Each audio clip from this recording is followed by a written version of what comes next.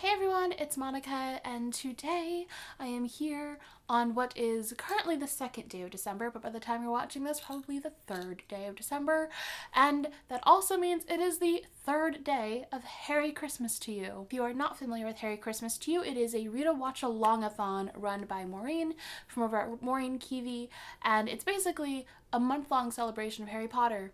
We read Harry Potter, we watch Harry Potter, we do Harry Potter trivia, we watch a Harry Potter musical, all of these wonderful things, all in celebration of Harry Potter and the holiday season. This year, I am one of the reading and video challenge hosts, and the book that I am going to be hosting is Harry Potter and the Sorcerer's Stone. So if you would like to read along with me, be sure to have your copy on hand. I'll be sharing my reactions over on Twitter. I'll probably have little bits of my reading experience in my vlogs this month, and I'm just really excited to jump into this book because it just always makes me feel so warm and cozy, and it's just the perfect holiday read in my opinion. And I love these illustrated editions so much. I love reading from them, so I'm really excited to do that. Like I said, I'm also one of the video challenge hosts, and I'm pretty sure that my video challenge is up today. So once that's up, I'll link it in the description box below. I did the Great Wizard Bake Off. By doing the video challenge, you have an opportunity to not only win house points for your house, but to also win actual physical prizes from Book Outlet and I forget the other one. I think it might be Owl Crate. So if you want to win some awesome prizes, go over to the Harry Christmas to You channel. And now on to the rest of my TBR for this month. I'm so excited for my reading for this month because I basically picked all the books that felt cozy to me, you know? The first one I am currently reading, and that is Nevermore, The Trials of Morgan Crow by Jessica Townsend. This book has been getting a lot of hype. I feel like every time I walk into a bookstore, I just see rows and rows of it. It is a middle grade novel, which this is my first middle grade in years. I pretty much actively avoided middle grade for such a long time because I just sort of fell out of love with the genre. I think the last book I tried to read in middle grade was Percy Jackson, and I just really didn't like it.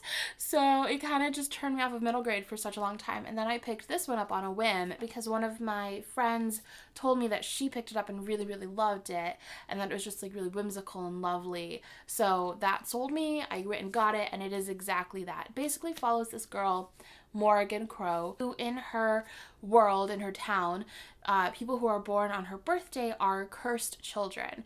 And if you're a cursed child, it means basically all the bad things that happen in her town, whether or not it makes sense that they were related to her or not, are all blamed on her as being because she's a curse. And then the other part of the mythology is that on your 11th birthday, when you're a cursed child, you die. And so on her birthday, when she is about to die, she ends up getting whisked away by this man named Jupiter into this other world, realm, whatever, and it just sort of goes from there.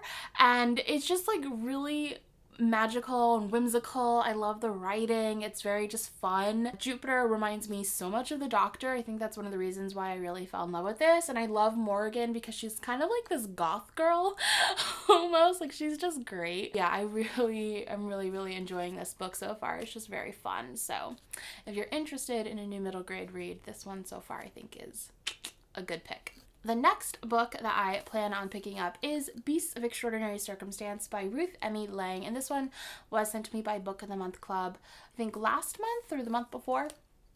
This one, another one of my friends read this and just really enjoyed it and said that it's not hugely plot driven, but that it's just super whimsical and beautiful to read. This follows a man named Waylon who just unusual things seem to happen in his presence.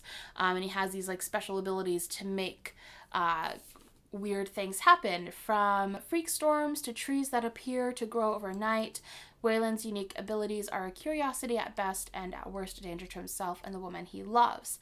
So he has these amazing powers to just make really cool things happen, or really fantastical things happen, and then the story is about him, but it's told from the perspective of all the people who have interacted with him and who have witnessed these amazing things happening. And I think that's really cool. So I'm gonna give this one a shot because it does sound very, very atmospheric, and I love a good atmosphere. So yeah, I'm really intrigued for this one. If you guys have picked this one up, let me know your thoughts. Next, I have If We Were Villains by M.L. Rio. This is one that I picked up because it has been compared to The Secret History by Donna Tartt, which I read earlier this year and absolutely loved. Is one of my favorite books of all time now. This, pretty similar to that, takes place in an institution of learning. This one takes place at a Shakespearean acting conservatory, and it follows a group of actors who are very intensely studying Shakespeare, and they kind of end up taking on the different roles in the plays that they're studying and performing, the hero, the villain, etc. And similar to The Secret History, this one also has a murder and sort of an unraveling of what happened, what led to that murder. So I'm really intrigued for this one because I did love The Secret History so much. Then I want to pick up Kristen Ritter's book, Bonfire. This one was also sent to me by Book of the Month Club. This was last month's, one of their picks for last month. This is a thriller novel from what I understand, and it follows a woman who has left her hometown, but she is brought back to investigate some scandal involving a company in her small town. I don't know a whole lot more outside of that, but I've heard really good things about this one, so I figured it could be a good thriller try for this month. I feel like I always try to read a thriller each month, but I always end up DNFing them because they never end up being what I want them to be. So I'm hoping that I like this one. We'll see. And then the last book that I'm hoping to pick up this December is The Bear and the Nightingale by Catherine Arden. And this cover alone just looks so perfect and wintry. So this book was actually given to me by Brandon from over at Brandon the Book Addict. So thank you so much, Brandon. This was like a year ago, I think, but I am still thankful. It takes place at the edge of the Russian wilderness where winter lasts most of the year, and Vasilisa, her entire life, has been told these fairy tales by her nurse about the spirits and how, you know, in their home they have to pay homage to the different spirits in order to ward off evil. But then her father ends up marrying, and she comes in and is very against all of these practices because she's very religious. The whole entire family has to stop doing all these things, and then bad things start to happen. And I feel like that was a really bad explanation of this book probably, but it just sounds very atmospheric, very wintry, sort of like basically like the perfect book for this time of year, I'm hoping. And again, that cover, so pretty. I'm really just hit myself in the face. I'm really excited to read it. So yeah, these are the books that I'm hoping to read this December. I'd love to know what books you guys are hoping to read this month, or if you read any of these, let me know your thoughts.